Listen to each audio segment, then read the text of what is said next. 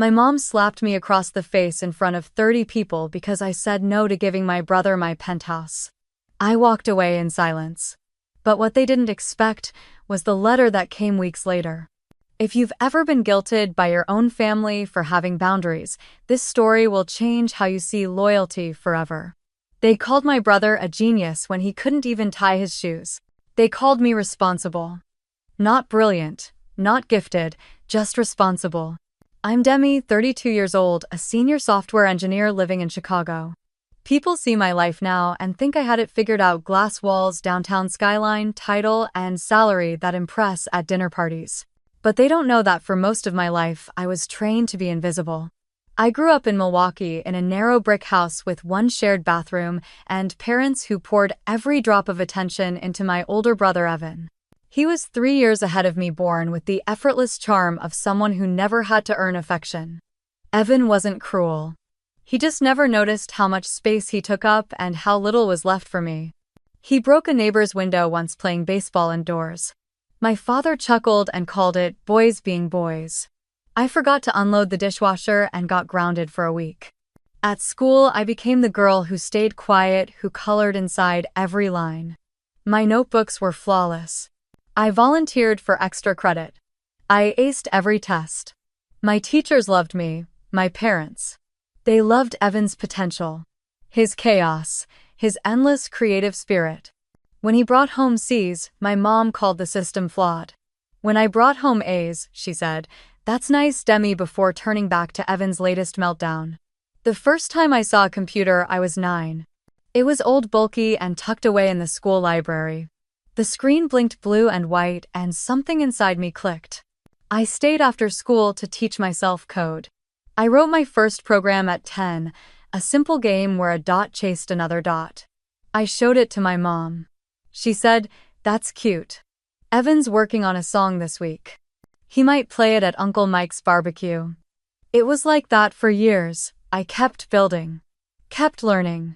I started entering competitions: robotics, math, programming. I once made it to the state finals in a STEM contest. My parents missed it. Evan had an open mic night at a coffee house. He didn't win. He never did. But they said it was brave just to try. In high school, I worked part-time at a local grocery store while Evan quit job after job: personality clashes or too much structure. He never paid rent. Never made curfew. My mom once gave him her credit card because he's trying, Demi. He just needs time. I never asked for anything. Not out of pride. Out of fear that if I did, I'd be told no. Or worse, ignored. When college came, I applied to 12 universities. Got into 8. Earned scholarships to 5. My parents said they couldn't help. College is expensive, my mom explained. We need to be ready for Evan's next steps. Evan, meanwhile, dropped out of 3 schools over 4 years. Each time my parents paid, each time they said it just wasn't the right fit, so I worked. Morning shifts at a coffee shop, weekends at a campus bookstore, nights doing data entry for a delivery company. I slept 4 hours a night, ate cheap instant noodles on the floor of my apartment. Graduated with honors in computer science. My parents came to the ceremony but left early. Evan had a crisis with his landlord. I remember one night in particular. I was 17, sitting at our kitchen table at midnight writing my college essay. My fingers were frozen from lack of heat. My parents turned down the thermostat to save money. Down the hall, Evan was blasting music in his room. My mother had baked him a cake to cheer him up. He had just been fired again. No one asked why I was still awake. No one offered a slice. I wrote that night about learning to thrive in silence. About finding clarity in logic when emotion was chaos. About how sometimes being ignored forces you to build a world no one can take away. I got into my top choice. Full ride. When I told my mom, she blinked and said, "Wow. That's great. Hey, could you help Evan with his FAFSA form?" I nodded. Because that's what I did. I helped. I smiled. I stayed small. Family dinners were the hardest. The adults would go around asking Evan what he was working on. Any new songs? Still exploring that tech startup idea, then look at me and say, "And you, Demi, still doing?" Computer stuff. I became the girl in the family who was too serious, too quiet, not much fun. I was 16 and already being told, lighten up. You don't want to be one of those cold career women. There was one time, just once, when I raised my voice. I was 18, home for the holidays, and Evan had crashed my car without a license. I demanded he pay for repairs. My mother turned to me face flushed and said, "How dare you talk to your brother like that? He's going through a lot right now." She made me apologize. I remember staring at the floor knowing the words were untrue but saying them anyway. That was the last time I let myself break the script. Still, the words my mother once said never left me. I was 16 and she was angry I'd missed Evan's guitar performance to study for a physics test. Girls who try too hard, she snapped, end up alone. I carried that line like a secret. I thought maybe she was right. But I still tried. And now, decades later, I know this. Girls who try too hard don't end up alone. They end up free. They end up standing on 37th floor balconies watching the city below and knowing finally that they made it without anyone handing them a map. This isn't a revenge story. It's a reckoning. It's the beginning of everything. The day I closed on the Penthouse, I didn't cry. I stood alone in the center of the empty space, just me, the echo of my heels against polished concrete, and a view that made my chest tighten. Floor-to-ceiling windows wrapped around the room, revealing downtown Chicago like a secret I was finally allowed to keep. The river glinted in late afternoon gold. Buildings shimmered like glass spires. It was silent, sacred. Mine. It wasn't just a property, it was a monument. A testimony. Proof that every unpaid internship, every skipped vacation, every night I stayed coding instead of sleeping, it all led here. For once I didn't have to share. Not my thoughts, not my dreams. Not the thermostat. I had saved for 8 years. Worked through illness. Declined dates.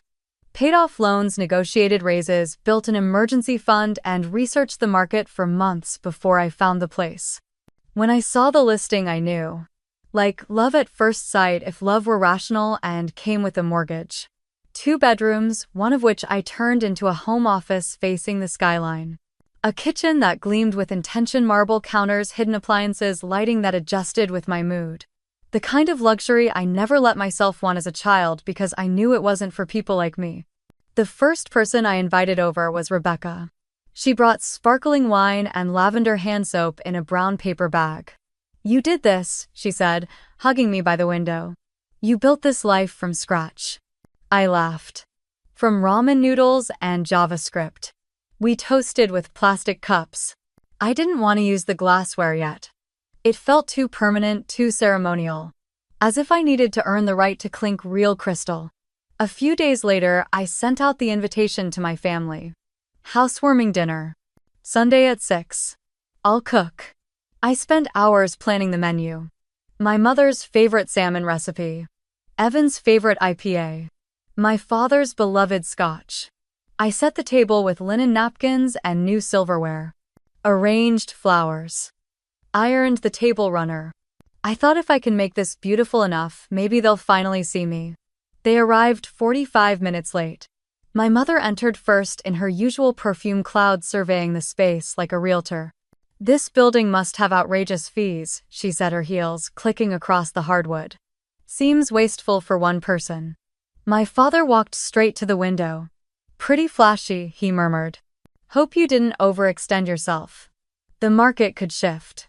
Evan wandered in last in a hoodie and sneakers. He opened my cabinets without asking, poked his head into the office, then flopped on the couch. "Must be nice," he said, loud enough for me to hear. "Some people just get lucky." I froze at the stove, spoon in hand, staring into the risotto like it could explain what had just happened. Some people just get lucky. That's what he saw in this apartment. Not the years of grinding. Not the missed birthdays, the canceled dates, the therapy bills. Just luck. I smiled and carried the food to the table. Pretended I didn't hear. Pretended it didn't land like a stone in my stomach. We ate. I asked about my cousins, about my father's golf game. Tried to keep the conversation afloat, but it was like hosting a dinner with ghosts. They talked about Evan's latest interview, how the manager seemed intimidated by his big ideas. No one asked about my promotion. No one noticed the flowers. Or the playlist I'd made with songs from our childhood. After dessert chocolate mousse I had made from scratch, my mother stood by the window and said, "You know, Demi, this is all very impressive. But don't you get lonely? All this space, just for you." She didn't say it cruelly. But she didn't say it with wonder either. Just a kind of polite confusion. As though she couldn't imagine someone choosing a life that didn't revolve around someone else's needs. I laughed softly, too tired to argue. Not really. Later that night after they left, I walked barefoot to the window and stared out into the glittering dark. They hadn't said they were proud, not once. They hadn't complimented the meal, or the apartment. Or me. The silence had weight. I sat on the couch and stared at the empty plates. And for the first time in years I felt something fracture, not in anger but in clarity. This wasn't about them failing to celebrate me. This was about me always expecting that they would. Maybe they didn't know how. Maybe they didn't want to. But I was done shrinking for applause that would never come. That night I opened my work laptop and finished debugging a project due next week. I listened to Chopin and sipped tea. I emailed Rebecca and told her the dinner was fine. But the truth. Something had cracked open. Something that would never quite close again. It started with a car payment. Evan had just lost another job, something about a manager who couldn't handle his creativity. My mother called me on a Thursday evening. I still remember the way her voice dipped, softened like she was reading from an old script. "He's trying, Demi," she said. "It's just a rough patch." I didn't argue. Not yet. I sent him $320 for his loan, told myself it was a one-time thing. Family, after all. 3 days later, my father called. "Rent's due. His landlord is being unreasonable. You know how heartless these places can be." Another $1, $200. Then came the groceries. "He's eating poorly," my mom texted. "Lost weight. You know he never was good at budgeting." Then the suit. "He has an interview, something professional this time, insurance, I think. But he needs to look the part." "It's just a suit, Demi.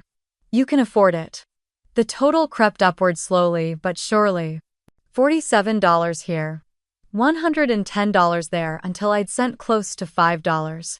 $0 over the course of 6 weeks. Not all at once. Never all at once. That's how it works. One favor at a time.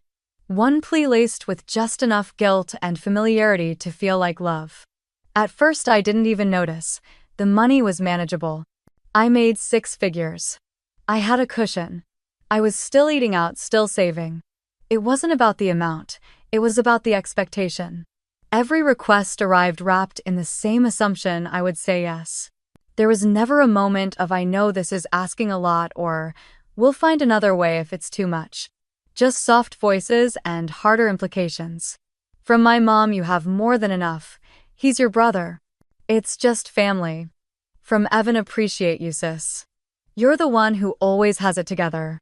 I don't know what I'd do without you." It felt flattering almost. Like I was the dependable one. The capable one. But underneath that flattery was something colder. A truth I didn't want to face, yet they were never going to stop asking. Not as long as I kept saying yes. I told Rebecca about it over ramen one night. She stirred her bowl slowly and looked at me not unkindly. "Have you noticed," she said, "how their emergencies always come to you, but their celebrations never do?" I paused. "They lean on you when they're sinking, but never offer you a hand when you rise." I didn't reply. I couldn't. Because I knew she was right. There was no cake when I got my promotion. No flowers when I bought the penthouse. But when Evan defaulted on a loan, I was the first number they called. Still, I brushed it off. I told myself they don't understand. They were raised differently. Money means something else to them. This isn't manipulation, it's just culture. Obligation. But it was starting to wear on me. I could feel it in the way I hesitated before opening a text. In the way my heart raced when I saw Mom flash across my screen. The way I started budgeting not for myself but for their next rough patch. Then came the Sunday dinner. I hadn't planned to go, but guilt is persistent like a song stuck in your head. I brought wine. They didn't open it. I sat at the table while my mother served Evan extra helpings of his favorite casserole and told him how proud she was that he'd applied for a new opportunity. She glanced at me once over her shoulder and said, "Demi, you're still working too much. You'll burn out." When I mentioned my mentorship program at work, how I was helping 2 junior engineers, my father said, "You always do too much. Just because you can doesn't mean you should." It was meant as a caution, maybe, but it stung. After dinner, I helped clear plates while Evan scrolled through his phone.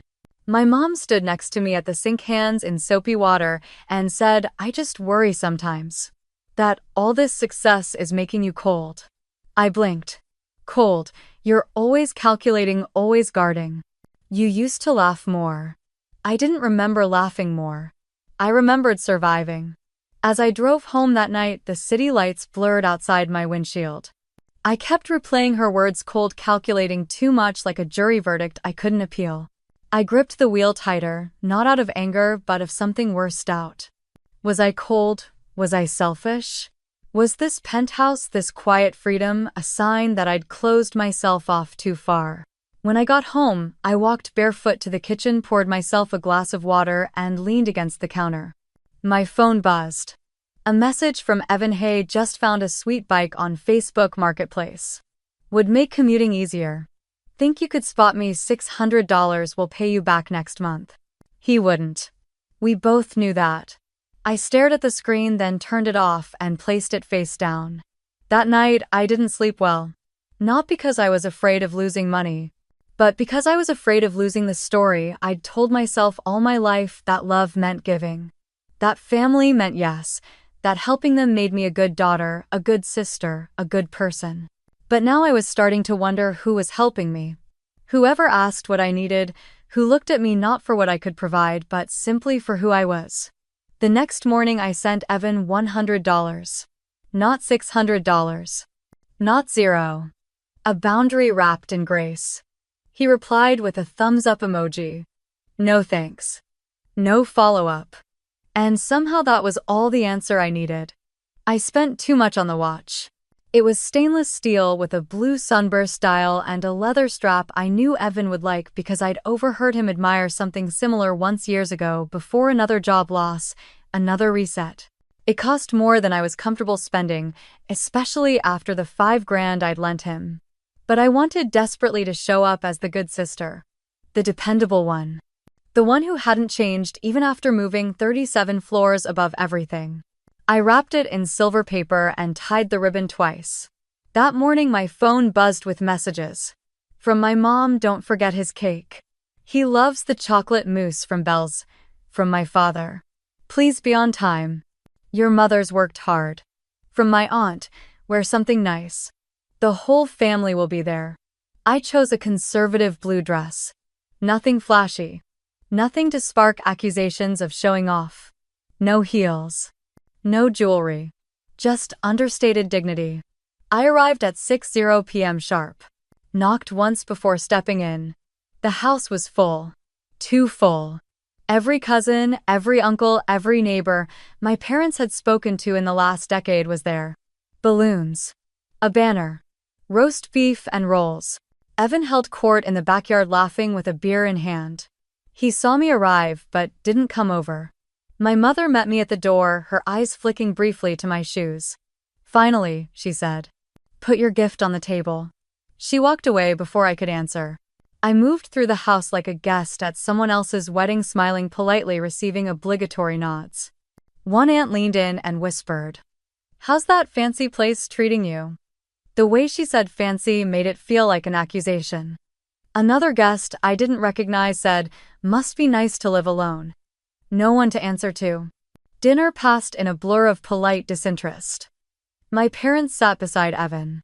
I was placed next to my father's coworker and cousin Stephanie, who gave me a sympathetic look now and then.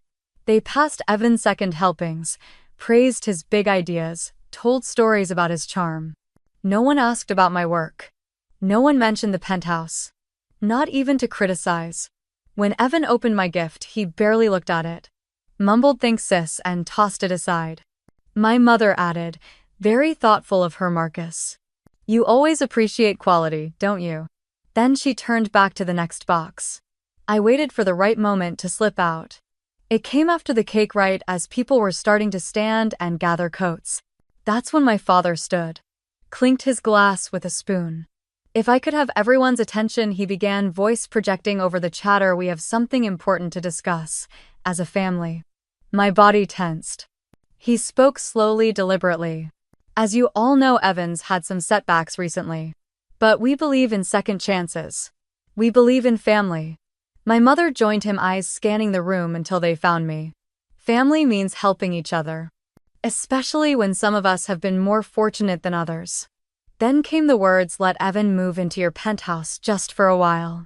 The room fell silent. Aunt Judith nodded. Makes sense. It's such a big place for just one person. My father added, he just needs some stability. And you have space. A spare room even. Evan leaned back in his chair, half smiling like it was already done. I looked around. Every eye was on me. Waiting. I took a breath. Saturday up straighter.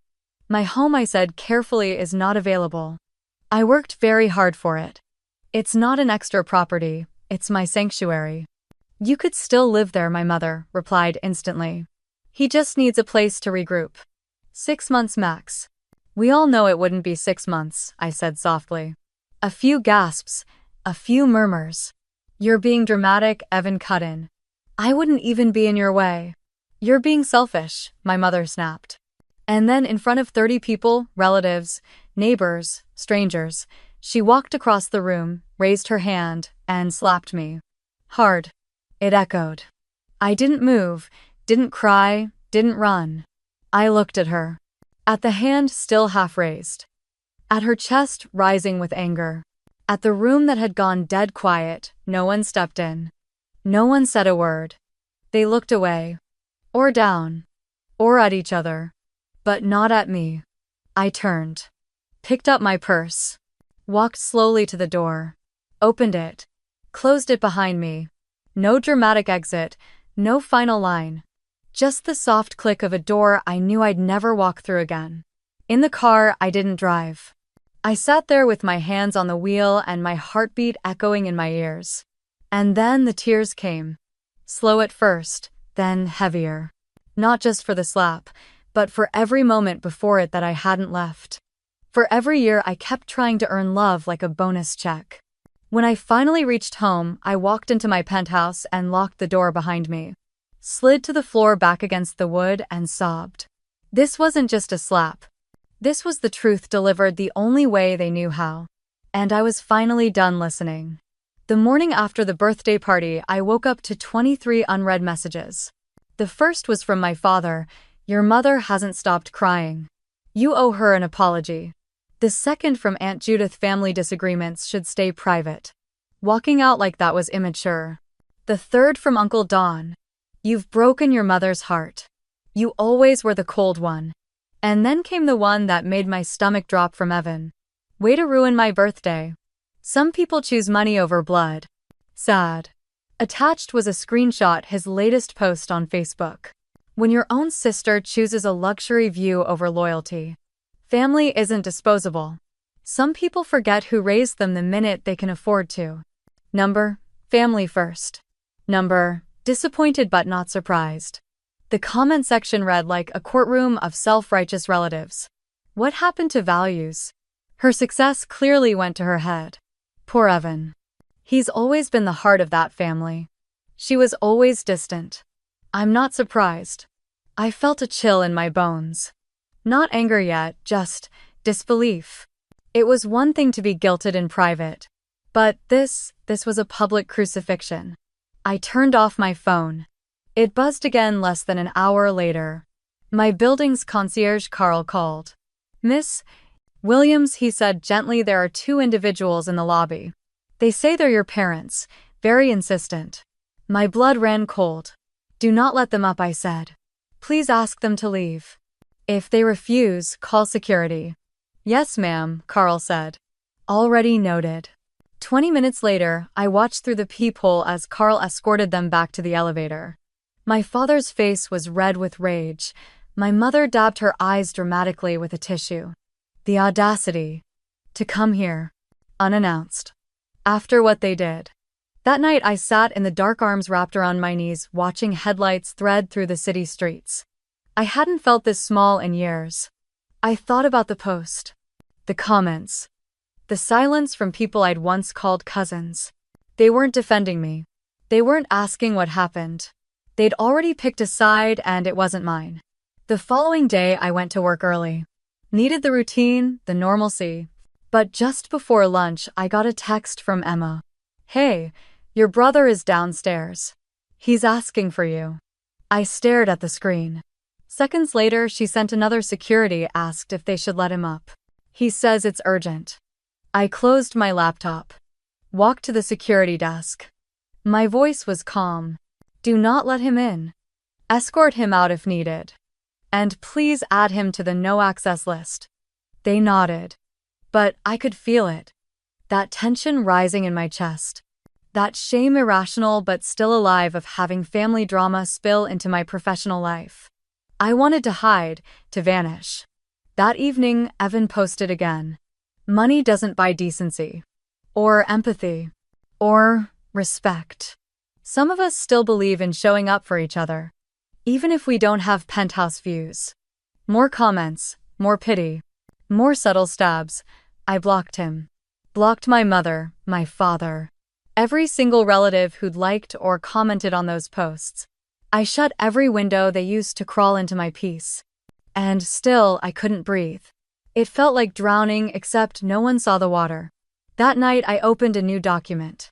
Typed out a list, amounts I'd given Evan in the past year. Every unsolicited visit, message, call. The slap. The post. The invasion of my home. I needed to see it. Needed proof that I wasn't imagining this. That it wasn't just family stuff. That it was in fact abuse disguised as concern. The next morning I called Dr. Mitchell. She'd been my therapist 3 years ago, back when I thought burnout was my biggest problem. I hadn't seen her since. Her voice was warm but steady.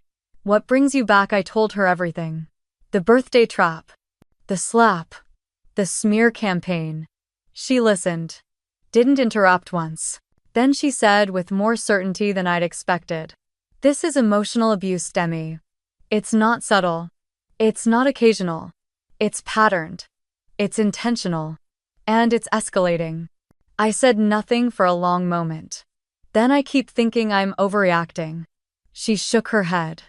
"That's what they want you to think. It's what they've trained you to think. When people violate your boundaries, then make you feel guilty for having them, that's not love. That's control." Something broke open. Tears again, but not from grief this time. From relief. She saw it. She named it. It wasn't just me. Before the session ended, I asked, "What do I do now?" Her voice was clear. "You start protecting yourself. Relentlessly."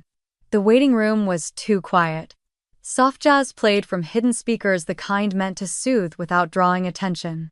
A bowl of peppermint candies sat untouched beside a rack of outdated psychology magazines. I didn't touch either. I sat on the edge of the couch, knees together, palms sweating. I hadn't been in therapy in over 3 years, back when I'd convinced myself my only issue was work-life balance. Back then, I didn't have the language for what I was actually living. When Dr. Howard opened the door, she smiled gently. Nothing performative, just enough to let me exhale. "Demi," she said. "Come in. I'm glad you reached out." I walked into her office like it was the last safe place on earth. Soft chairs. A lamp with warm light. No mirrors. Just her notebook in hand, giving me her full attention. I didn't cry right away. I started with facts. I walked out of my brother's birthday party.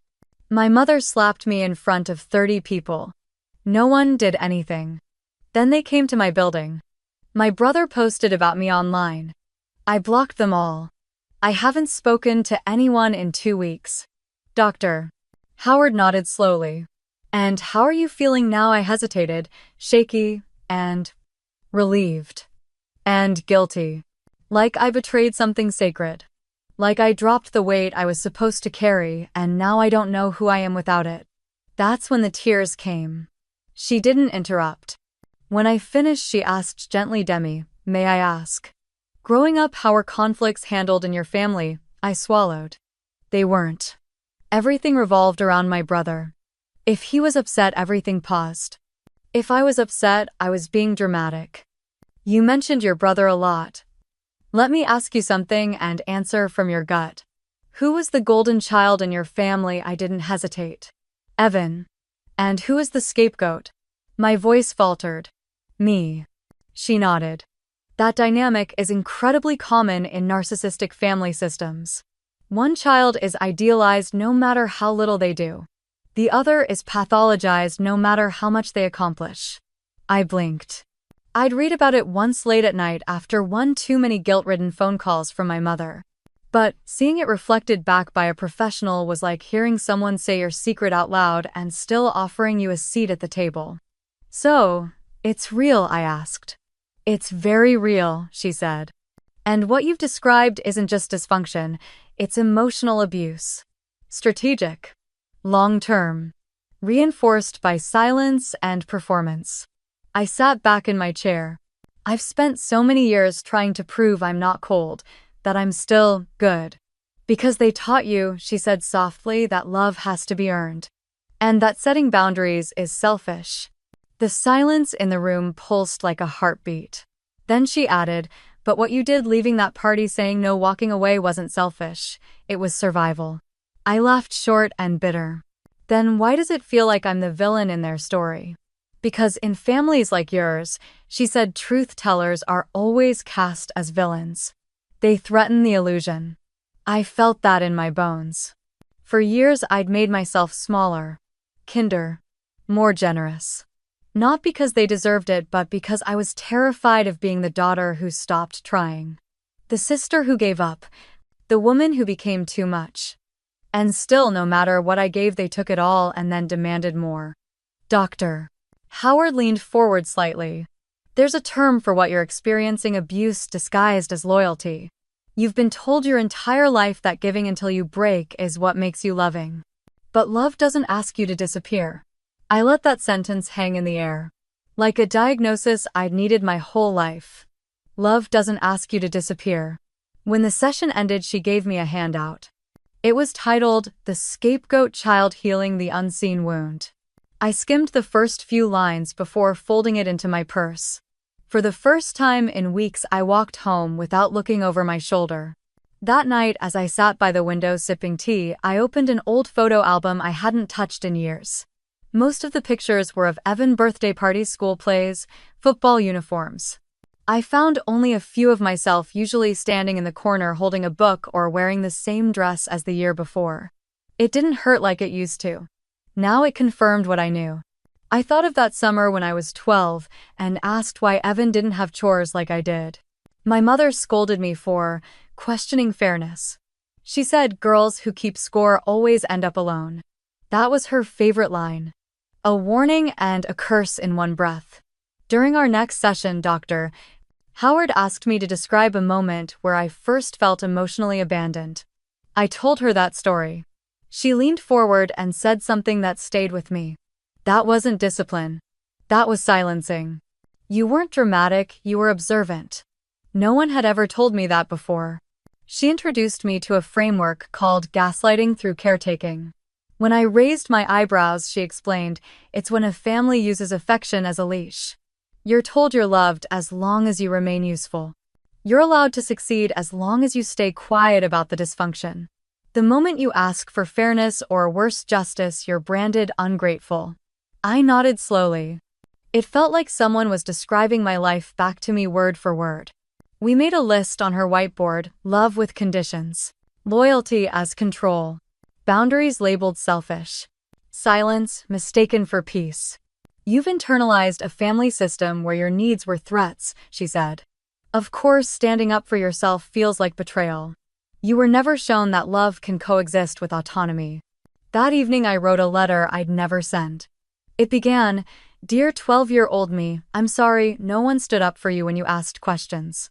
I'm sorry they called you difficult when you were just trying to understand. I'm sorry you thought you had to earn safety with silence. I see you now. I believe you. And I promise you this ends with me. I sealed the note inside a journal and placed it in my nightstand. For the first time in my adult life, I wasn't chasing approval. I wasn't apologizing for needing space. I was choosing myself not to abandon them, but to finally stop abandoning me. Dr. Howard told me healing wasn't linear. There will be days you want to go back. That's okay. Just remember, you're not rejecting love. You're rejecting manipulation masquerading as love. That distinction changed everything. I started reading books on boundaries, on adult children of narcissists, on trauma responses. I learned how my body had remembered what my mind tried to forget: the tension in my shoulders, the urge to over-explain, the inability to say no without guilt. It wasn't character flaws, it was survival training. And I was finally unlearning it. Each night I lit that same candle and reminded myself I don't have to earn rest. I don't have to prove my worth. I'm allowed to take up space. And just like that, the fog began to lift. Piece by piece, I was becoming whole. Demi chose the restaurant carefully. It was upscale but neutral, no sentimental ties, no risk of nostalgia clouding her clarity. The private dining room offered just enough distance from other patrons to allow honesty, but not enough privacy to enable another emotional ambush. She had learned. She arrived 20 minutes early, folder in hand. Inside was a document she had drafted and revised with care, a boundary agreement. It wasn't legalese, it wasn't a punishment, it was a map of how and if any relationship with her family could continue. One page listed a timeline: her jobs, promotions, rent history, and self-paid education. On the opposite column, Evan's 3 failed college attempts, multiple jobs lost, and the tens of thousands of dollars in family bailouts. No embellishments. Just facts. She took a breath and laid the documents flat on the table. At exactly 6:00 p.m., her parents walked in. Her mother wore the same expression she'd worn at Evan's birthday party: wounded, indignant, slightly theatrical. Her father looked downcast, not angry but dimmed. Evan was 10 minutes late. Of course. Demi stood and offered each of them a seat. "Thank you for coming," she said evenly. "I want to be clear, this is not a confrontation. It's a conversation about boundaries. About what I need moving forward." Her mother scoffed. "A list of demands?" "Then no," Demi replied calmly. "A list of conditions. For any relationship to be mutual and healthy." She handed out copies of the timeline. Her mother didn't look at it. Her father skimmed the headers. Evan laughed and pushed it aside. "Seriously," he said. "You made a resume for your ego." "No," Demi replied. "I made a mirror." Then she laid down the second sheet, the boundary agreement. It included 5 points. No more financial requests. No discussion of sharing her home. No unannounced visits to her residence or workplace. Communication must remain respectful, no insults, no guilt-tripping. Any violation would result in 6 months of no contact. Her mother's voice trembled. "So it's your way or nothing." Demi folded her hands. "It's healthy boundaries or no contact. It's not a threat, it's self-respect." Her father spoke then. "Why now? Why this? We're family." "Exactly," she replied. "And I'm not willing to let family continue hurting me under the guise of love." Evan rolled his eyes. "You've always thought you were better than us." Demi turned to him, not with anger but with a calm she'd earned drop by drop. "I've always hoped we could be better together. But I won't keep sacrificing my well-being for hope." He slammed his glass down. "You're selfish." She didn't flinch. "This is not a debate, it's a choice." That line wasn't just for them, it was for her. Because every time they challenged her reality, they were offering her a fork in the road: gaslight yourself or choose the truth you already knew. And this time, Demi chose herself. As she waited in the private dining room before their arrival, Demi had stared out the tall windows overlooking the evening traffic of downtown Chicago. The skyline twinkled in defiance of everything broken beneath it. She thought about the first time she ever compromised to keep the peace when she was 17 and gave up her acceptance to a summer coding program because Evan had just been suspended again and the family couldn't handle 2 crises at once. She remembered how her mother had said, "You'll have other chances. Your brother needs this family more than you do." And she had nodded. and smiled, and folded herself smaller to keep the world from collapsing. It had taken 15 years to unfold again. Tonight wasn't just a conversation, it was the unburying of every "it's fine" she'd ever choked down. The reclaiming of every moment she'd sacrificed for someone else's comfort. She had considered canceling more than once. But then she remembered Dr. Howard's words, "Your silence kept you safe. But it also kept you invisible." This meeting isn't about being heard by them, it's about hearing yourself speak your truth out loud. So when her mother started with the familiar sigh and her father looked at her as if waiting for her to break first, Demi didn't shrink. She held steady. "I'm not here to win," she said. "I'm here to be clear." The silence that followed was heavy, but not unbearable. For once Demi wasn't filling it. She wasn't rescuing anyone from discomfort. When no one reached for the pen to sign, Demi nodded.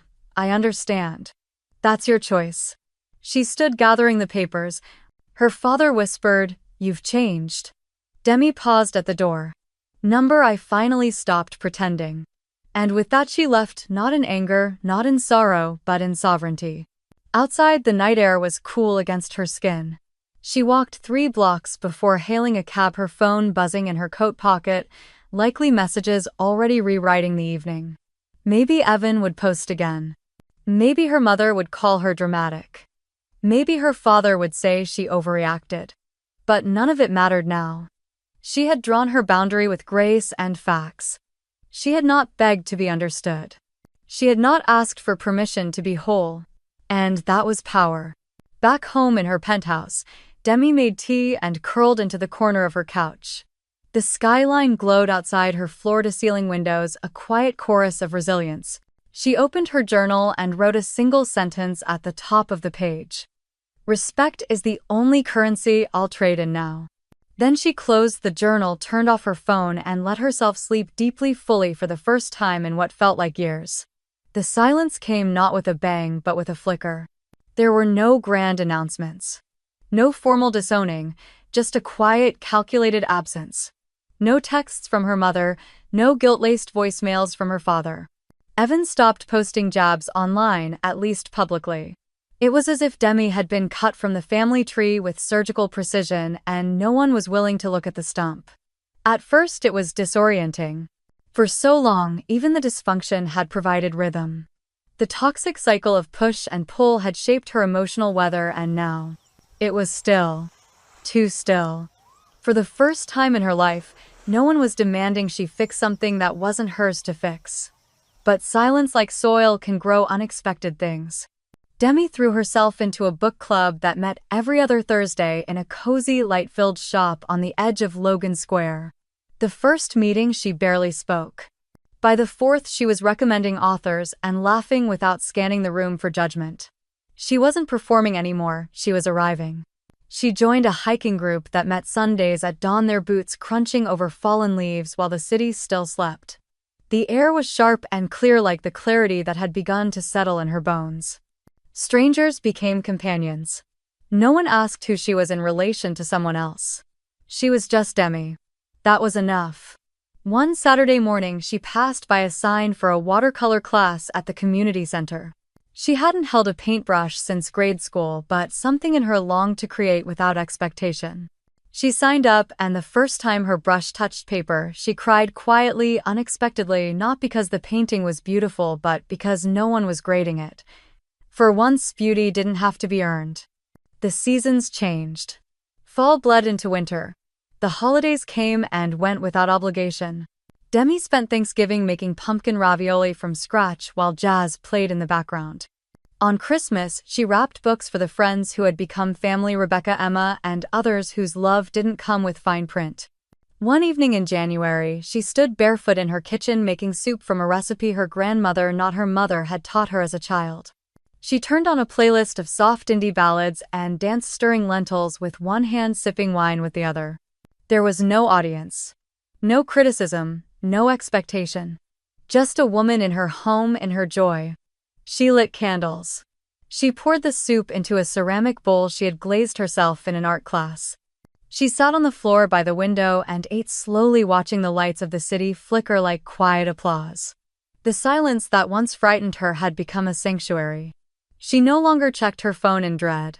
She no longer felt the phantom pressure to explain her choices. In the absence of noise, she had found a rhythm of her own. One night she journaled a single line before bed. Peace isn't the absence of family, it's the presence of self. And as she drifted to sleep under a soft blanket with the windows open just enough to hear the wind hum through the city, she chose. Demi knew something sacred. She was no longer surviving her life. She was living it.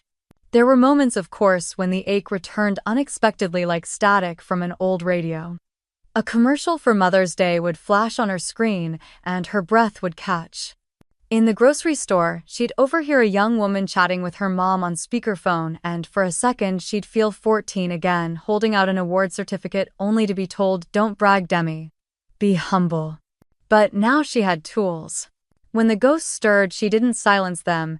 She greeted them, then set them down gently. Dr. Howard had once said healing isn't a straight line. It's a spiral staircase. Sometimes you circle the same place but from a higher floor. So Demi built higher floors. She started volunteering once a month at a tech mentorship program for high school girls. The first time she told her story without shame, without flinching, a freshman named Naomi looked at her with wide eyes and whispered, "You sound like me." It hit Demi like a tide. This wasn't just healing, this was legacy. One Thursday evening, her book club read a memoir about a woman who left a cult. During the discussion, someone said, "What's hardest isn't leaving the belief system, it's grieving the version of you who needed it to feel loved." Demi didn't speak, but her eyes burned. That was exactly it. Her old self had believed love required shrinking, sacrifice, silence. But this version of her, this quiet, vibrant, expanding self, knew something better. On weekends, she began exploring neighborhoods she had never taken time to see. She'd stop at hole-in-the-wall coffee shops, leave poems on napkins, and smile at strangers. She bought fresh flowers even when no one would see them. She let herself be soft without needing to be small. In February, a snowstorm blanketed the city. Most people complained, but Demi bundled up and walked to the lakefront path. The world was muffled, cocooned in white. She sat on a bench with a thermos of tea and watched geese glide across frozen water. For once her thoughts were not about what had been taken from her but what she had reclaimed. Later that night, she lit a fire in the living room, curled beneath a quilt, and reread a letter she had written to herself on New Year's Eve. "You don't have to earn your place in the world. You already belong." Tears slid down her cheeks, not of sorrow but of softness. Of settling into herself. Of finally coming home. She still didn't hear from her family. Not even on her birthday. And strangely, that absence no longer stung. It just was. Like a scar that no longer aches when it rains. Instead, on her birthday, her friends gathered in her apartment. Rebecca brought a playlist, Emma brought candles, and someone baked a cake topped with edible flowers. They danced barefoot in the living room to songs Demi had once played alone in her kitchen. The night ended with laughter, messy dishes, and quiet toasts to freedom. When everyone had left, Demi stood alone again, lights dimmed, bare feet warm against the hardwood. She looked out over the city, heart steady, voice clear. "I didn't lose a family," she whispered. "I found myself." The email came on a Tuesday morning, tucked between a newsletter from her favorite bookstore and a coupon for cleaning services she never used. The subject line was simple, from Dad. Her hand hovered over the mouse, heart skipping in that old trained rhythm, fight or freeze. She clicked. "Demi, I've been doing a lot of thinking since our meeting. While I don't agree with everything you said, I can see that I haven't always treated you fairly. Your mother isn't ready to acknowledge this. Evan certainly isn't. But I wanted you to know that I'm proud of what you've accomplished, and I respect the strength it took to stand up for yourself. If you're willing, I'd like to meet for coffee. Just the two of us." Dad. Demi read it 3 times. It wasn't an apology. But it wasn't nothing. She thought of the man who had once praised Evan for quitting a job because real visionaries don't clock in. Who told her when she graduated summa cum laude, "That's nice, but don't let it go to your head." She thought of how he had stood silent when her mother slapped her. But she also remembered being 8 in the garage learning to change a bike tire with him. She remembered that he had taught her to drive, clutching the armrest as she lurched down side streets yelling, "Too fast." But never taking the wheel. So, she wrote back. "Okay. 1 hour. Neutral ground. Please don't bring Mom." They met that Saturday at a quiet coffee shop near a public garden, the kind of place with mismatched chairs and chalkboard menus. Demi arrived 10 minutes early as always. Her father walked in precisely on time wearing the same worn brown coat he'd had since she was in high school. He looked older, tired. Less like an authority figure, more like a man carrying too many things he didn't know how to put down. "Hi," he said, hesitating before sitting. "Thanks for coming." Demi nodded. "Thanks for asking." There was a pause. Then small talk. Coffee orders. Weather. The awkward circling of people not sure where to begin. "I read the contract again," he said finally. "The boundaries. It's a lot." "It's necessary," Demi replied, voice calm. "And it's not negotiable." "I know," he said, surprising her. "I didn't come to change your mind. I came to understand it." And slowly, over the next 40 minutes, something unexpected happened. Her father listened. He didn't defend or deflect. He asked questions not to poke holes but to learn. He admitted he had failed to protect her at the birthday party. That he had been passive too long, afraid of her mother's anger, unsure how to stop enabling Evan. "I used to think keeping the peace was love," he said. "But I see now that silence can be a kind of violence too." Demi blinked. Her throat tightened. For the first time in her adult life, she saw him not as a patriarch or a gatekeeper, but as a flawed, frightened man trying in his own late way to be better. "I don't know if I can fix what's broken," he said. "But I'd like to start by showing up differently. If you'll let me." She didn't reach across the table. She didn't offer absolution. But she said, "We can try. Slowly. With boundaries intact." He nodded. And for the rest of the coffee they talked not as father and daughter bound by hierarchy, but as two people rebuilding something fragile and real. Outside, the air was brisk. Her father walked her to her car, then stood there awkwardly, hands in pockets.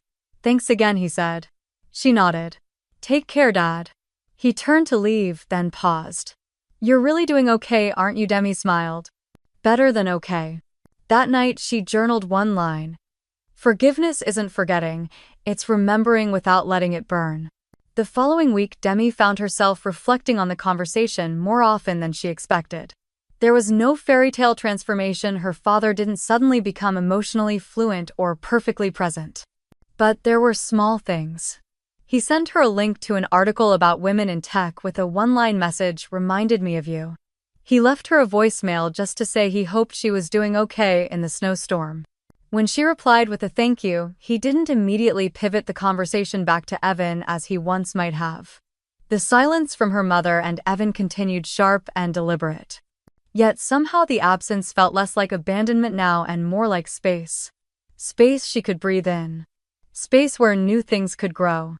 On a chilly Thursday morning, Demi stopped by a neighborhood thrift store she liked for its quiet corners and handwritten book labels. As she thumbed through the memoir section, her phone buzzed. A message from her dad. "Just saw your name mentioned in a local tech journal. You're doing great work. Proud of you." She stood frozen for a moment, phone in hand. It wasn't just the words, it was the fact that he'd noticed. On his own. Without prompting. She texted back simply, "Thanks, Dad." That weekend, they met again for coffee. No big agenda, just warm mugs between them and talk of small human things. He asked about her hiking group. She asked about a new book he'd started reading. There were still silences, but now they felt like pauses, not avoidance. At one point he said, "You know, I keep thinking about that timeline you showed us. I didn't want to look at it then. But I did later, and it's sobering. I had no idea how much of your success you had to fight for." "You didn't ask," Demi said, not bitterly but truthfully. He nodded. "That was my failure, one of many." The honesty stung, but also soothed. On her walk home afterward, Demi realized something unexpected. She didn't need her father to be perfect. She just needed him to be honest. That night she pulled out an old photo album. One with curled edges and cheap plastic sleeves. She found a picture of herself at age 10 holding a science fair ribbon standing beside her dad. His hand was on her shoulder.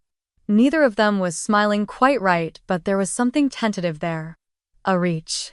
She slipped the photo into a new frame and placed it on a shelf, not to glorify the past but to acknowledge it. To mark it as a beginning, however, flawed. Demi didn't tell her friends about the second coffee meeting right away. It felt too delicate, too easily misunderstood. But in her next therapy session with Dr. Howard, she recounted it carefully. "You're building a boundary that breathes," Dr. Howard said. "That's advanced work." Demi smiled. "It doesn't feel like forgiveness. It feels like mutual curiosity." "That's sometimes better than forgiveness," her therapist replied.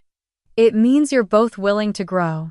As spring began to touch the city with pale blossoms and softer winds, Demi let the new chapter unfold slowly. There were no grand reconciliations. No apologies written in gold. But there was room. And in that room Demi planted something new. She didn't call it hope, she didn't label it healing, she just let it grow. And that was enough. The invitation list was short, just 12 names. No extended family, no obligatory plus ones. Just people who had shown up consistently, not for what Demi could give, but for who she was. Rebecca, of course, who had walked beside her through every unraveling and every rebuild. Emma, her sharp-eyed coworker turned confidant. A few members from her hiking group. A barista who had once held her hand through a panic attack outside the cafe. Her therapist had encouraged the gathering. Celebrate the boundaries you've built with those who honored them. Demi decided on a dinner party. Intimate. Honest. Unapologetically hers. She spent the morning prepping, chopping, seasoning, humming along to a playlist filled with voices of women who had once felt voiceless. She lit candles that smelled like cedar and orange peel. She set the table with mismatched but meaningful plates, each one holding a story. When the doorbell rang at 6:03 p.m., Demi didn't flinch. No dread, no defensiveness. Just a breath and then joy. Guests trickled in with wine and laughter. The penthouse, once shadowed by expectations and manipulation, now radiated warmth. Someone put Aretha on the speaker. Someone else toasted to growth that didn't ask for permission. Halfway through the evening, Demi slipped away to the balcony. The city stretched before her, glittering and unapologetic. From this height the streets seemed smaller. The noise of the past quieter. Rebecca joined her, wine glass in hand. "You okay?" Demi nodded. "Better than okay." She looked out over the lights of Chicago, the lake shimmering like a secret. "You know," she said, "I didn't just buy this view. I earned this peace." Rebecca smiled. "Damn right you did." They stood in silence, not the awkward kind but the sacred kind. Inside, laughter rose from the dining room. Demi felt it vibrate through the floor, through her feet, through the place she now claimed fully as her own. She remembered the moment she'd first stepped into the apartment months ago. It had been quiet then too, but a different kind of quiet. The anxious kind. The "will they try to take this from me" kind. But now it was filled with the sounds of chosen family, of boundaries honored, of respect earned, not demanded. Later, as the last guest hugged her goodbye and the final dish was placed in the sink, Demi made herself a cup of tea. She walked barefoot to the balcony one last time, mug warm between her palms. Below, the city pulsed with midnight life. Above, stars poked through the clouds, soft, persistent. She didn't think of Evan. Or her mother. Or the threats, the slap, the contract. She thought of herself. Of the 10-year-old girl with the science ribbon. Of the college student who worked 3 jobs. Of the woman who sat across from her father and said no with a steady voice. And she thought of what came next. Not revenge. Not even justice. Just life. Her life. A life designed with intention. Lived without apology. Guarded without guilt. She raised her mug slightly as if toasting the skyline. "True family," she whispered, "is not who you were born to, it's who shows up when you say no and still loves you anyway." And with that she turned and walked inside. Ready for everything that came after. She didn't clean up right away. Instead, Demi let the silence linger like a final guest. Plates remained where they were, evidence of joy of shared stories and clinking glasses. She moved slowly through the apartment, fingers brushing the back of a chair, the edge of a photo frame, the lip of the wine glass she hadn't finished. She paused by the wall near the entryway where she had once considered hanging a family portrait. She had left it blank. Tonight, though, she imagined a new kind of photo, Rebecca laughing mid-sentence, Emma with a fork halfway to her mouth gesturing wildly, herself not posing but simply being. It struck her how long she had chased love in the form of approval, grades, promotions, expensive gifts wrapped in silent pleas. Tonight no one had asked her to prove her worth. They simply came and stayed and listened. On the kitchen island sat a card handwritten by Amina, a friend from her book club. Inside it read, "To the woman who taught us that strength doesn't shout. Thank you for showing us how peace can look." Demi smiled, the kind that began in her chest before reaching her lips. She walked to the window and pulled the curtains slightly aside. The skyline hadn't changed, but her view of it had. A flash of memory came, her mother scoffing at the penthouse, Evan muttering about how some people get lucky. Back then, those words had carved wounds. Tonight, they were just echoes fading into the walls. She had repainted the shelves, she had arranged the space she had claimed. She thought of the word penthouse, how it used to mean something lofty and exclusive, almost selfish. Now it meant something else entirely. It meant earned. It meant safe. It meant mine. Her phone buzzed. A message from Stephanie. "Saw your light still on. I'm downstairs. Want to walk?" Demi smiled. A spontaneous walk at midnight months ago, she would have said no out of obligation or exhaustion. But now she typed, "Meet me by the lake in 10. She slipped into a hoodie, left the dishes soaking, and grabbed her keys. On the elevator ride down, she caught her reflection in the mirror, hair tied back, no makeup, face soft but certain. It was the face of someone who had stopped performing and started living.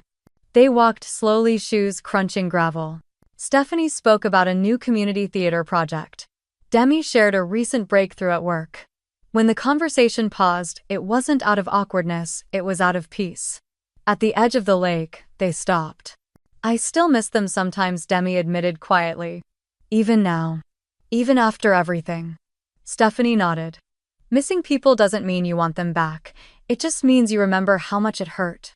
They stood for a while watching the dark water move. Then Stephanie asked, "Do you think you'll ever talk to your mom again?" "I don't know," Demi said. "But I know I won't chase it." They turned back toward the building. Later that night, Demi stood once more on her balcony. The city shimmered beneath her, oblivious and eternal. But she was not small, not anymore. She whispered into the quiet, "I am not who they said I was. I am who I chose to become." And this time the silence felt like applause.